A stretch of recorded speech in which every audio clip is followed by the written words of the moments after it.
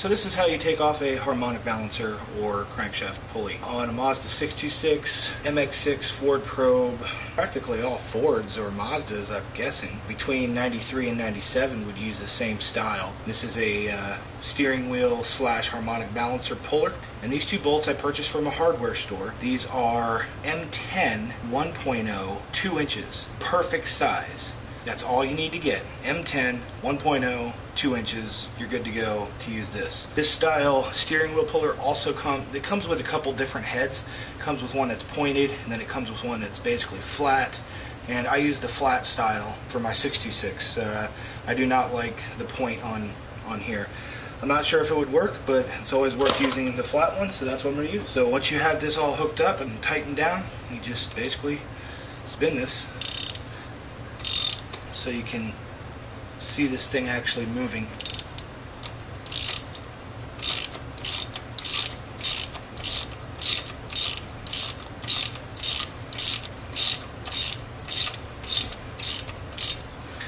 And once it's loose, you just pop the whole thing off.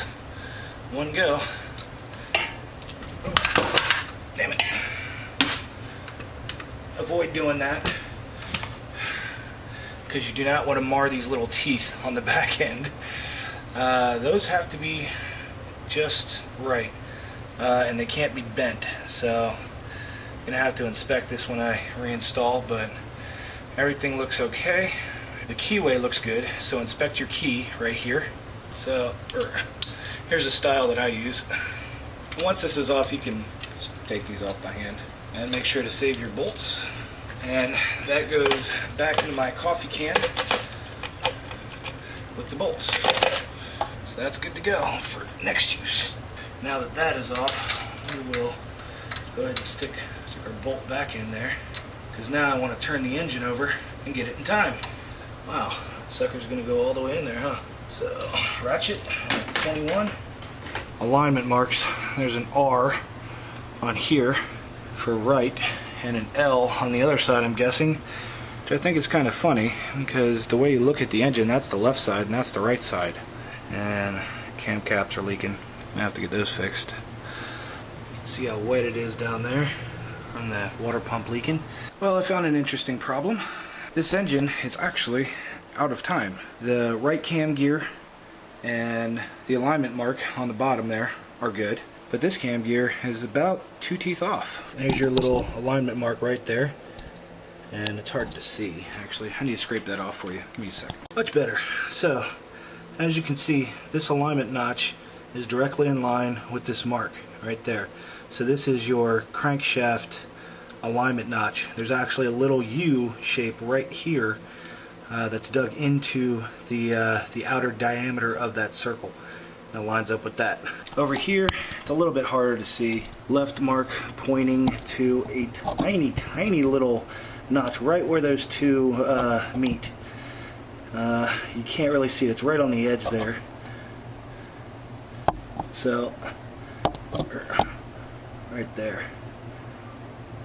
And that lines up with that pulley. So that's good. On this one, the right mark, which is R on this side, L on that side, and you can see that little yellow dot there. Actually, it's better if I don't use a flashlight. Those are pointing to about right here, right? Pretty much in agreement there.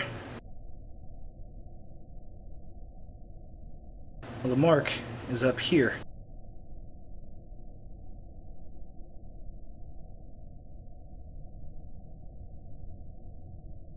It's this one little notch right there. Not the one on the top, the one in the middle, right here. Maybe 1 tooth off. I'd say they got it damn close. But here's the kicker. That engine ran beautifully, even out of time. And it would go full throttle. You got me. KLs are more resilient than the FS. You try and do that on the FS and it's going to sputter and fart on you and go nowhere quick. You can't be 1 tooth off on the FS. Here, it's obviously possible to have a nice sounding, good running KL 1 tooth off. My guess is if you get more than 2 teeth off, 2 or more teeth off, then it's going to sound like shit. I don't need to mark the belt. I mean, I guess that might be smart, but this belt's so stretched and so worn and damaged that I don't want to do that. You'll be able to see it when I take it off, but the inside all along the belt is all torn up. And if you can see, it's not even riding fully on the gears here. And I'm pretty sure that it's making contact somewhere inside on that other lip. Somewhere along the travel of this belt, the inside of that belt is getting torn up. Kind of anxious to see exactly what kind of state it's in once I remove it. I'm sure there's going to be it's going to look like little slivers have been cut off, and I'm not sure where that's happening. As for the cleaning is going to go really quick. I just sprayed some degreaser and used a nylon brush to do that little section, and that little section was completely caked on black. It looked like that, and that just came right off. So this is going to clean up really easy, and it's going to look great once I'm done, I'm sure. All of this black stuff, I'm pretty sure is just the belt particles. They came off so fine. You can see these tiny little slivers of fiberglass that look like glitter. They'll kind of shine.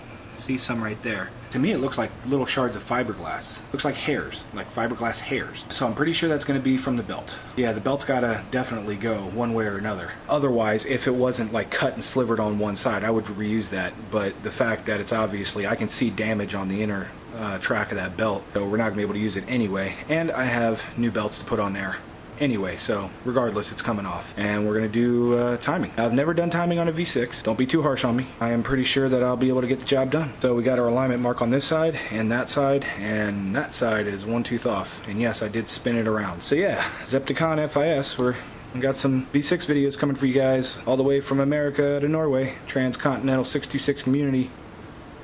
Go team. Are you recording my fat boy? Don't you know if you catch me from a profile shot, all you see is belly and man. Right now, all I'm seeing is man. Man and jello. Man cleaning Man an jello. engine. Selling yourself too short. You're fucking cleaning an engine. It's about one of the manliest fucking things you can do. Snatching a roast beef sandwich out of Chuck Norris's fucking hands and taking a bite out of it. There's a difference between being a man and suicidal.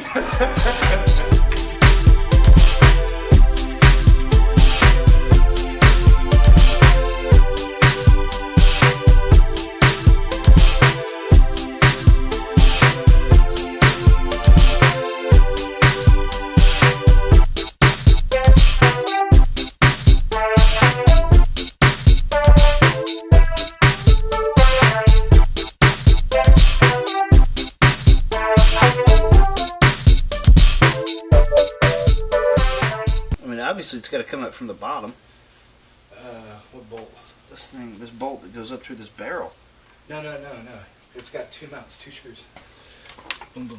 Right there. I know that, but what I'm saying is shouldn't this be like a screw tighten type of situation, or? No, just loosen. Just take these 2 bolts out? Yeah. Really?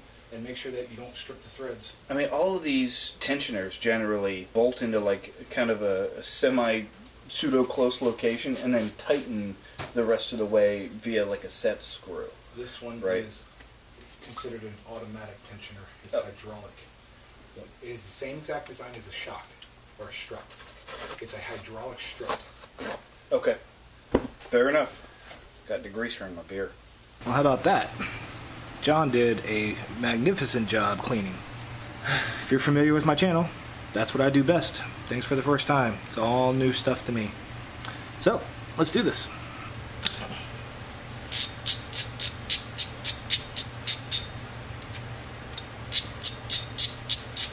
Pretty sure there's no chance of cross-threading that. These are just coming out really easy. Actually, that was the wrong one. Damn it. That's a water pump bolt.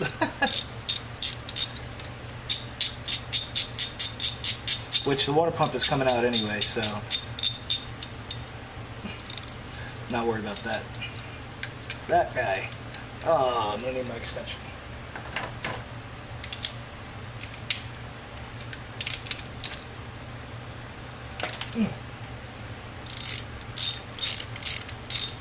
Yeah, we're good there. You can see the belt loosening, I hope.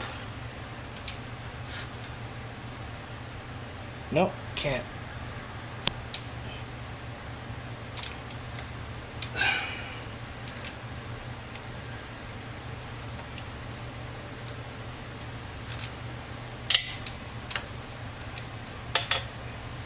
Wow.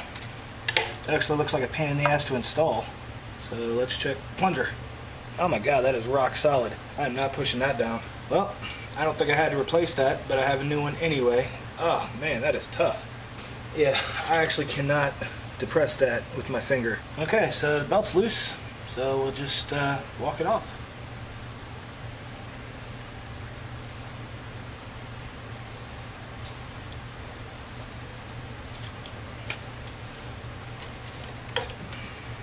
It's actually not too bad. There's only minor fraying on the outside belt. It looks like something was about to start chewing into it. There is definitely fraying on the outside, but the whole belt looks relatively okay. There's no real markings on it. Those are, I mean, that's all I can see. So this belt definitely needs to be replaced. It's not long overdue. If I had to guess, right in the sweet spot of when it should be replaced. So, get a new belt. So we'll check all of our pulleys. And that pulley actually looks good, as far as I can tell. There's really no wiggle on that one. That sounds kind of gritty. Could probably stand to replace that one. Seems like it's okay. I could probably reuse that, but just due to the noise, I'm probably going to replace that. Ugh. Well, that's grimy. Yeah, that's going to... You hear that squeak? Yep, that one's going to go. One thing I found somewhat odd is that even though the notch is pointing straight up, the keyway is off. I always figured that the keyway would line straight up with the notch. Not true. Definitely not true in this instance, that's for sure. The key itself looks really good. There's no shearing on it, so always inspect your key for shearing. It is a rare occurrence, but it has been known to happen. This key right here, even where it's square shaped, will actually look kind of like a, I don't know, a bent gummy bear. So keep an eye out for that. The inside of this is like shiny silver, almost like the belt has been grinding that down. I don't think that's normal. That looks a little suspect to me.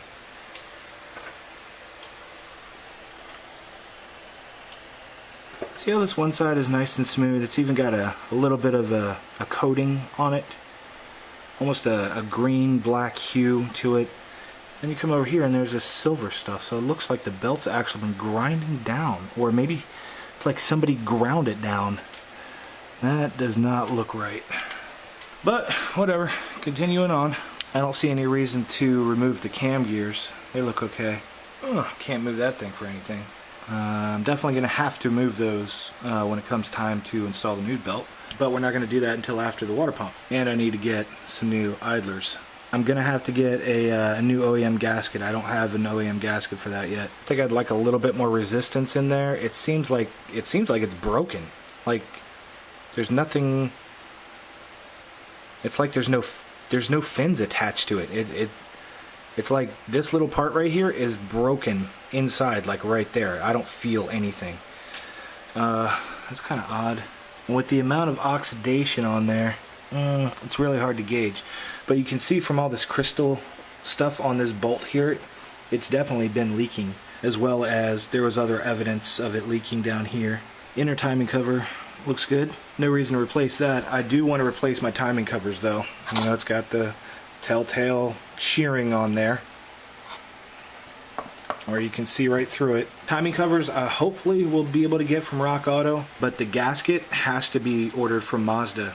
It's the thin metal gasket. You can't get that at aftermarket parts stores. You just can't. The only place you can get that is from Mazda. So that's going to be a dealership part I'm going to have to order tomorrow morning. I'll check out Rock Auto for the timing covers, and I'm not going to need to put the timing covers back on for, you know, a while. And it is like 2 a.m. and I think I'm going to call it a night. This is as far as I can go for tonight. John did a great job cleaning it. I've done the 2 wrenches on the FS, but I can't exactly do that here because the camshafts are pointed in, you know, different heads, so it's a little harder. So tell me what you guys do in order to lock those cams down. Although they really don't need locking down, but when it comes time to put on the timing belt, I'm going to need to lock those cams down. So let me know what you do when you lock those down. And that'll help me so that when it comes time to actually do that, I'll have some good tips. So give me some tips, and I will credit you in the timing belt water pump replacement part 2. For all of those who have stayed with me this whole entire time, thank you for being a loyal subscriber and watcher. It's a lot easier for me to show you how to do this stuff when the engine is out of the car. When the engine is in the car, obviously you're only going to be able to see like from here down. It's not going to be this easy for you if you're doing this with the engine in the car, obviously. So this is a good chance for you to see the entire engine and how everything is put together when it is out of the car. Hope you enjoyed the video and the updates. V6 progress coming. Cool.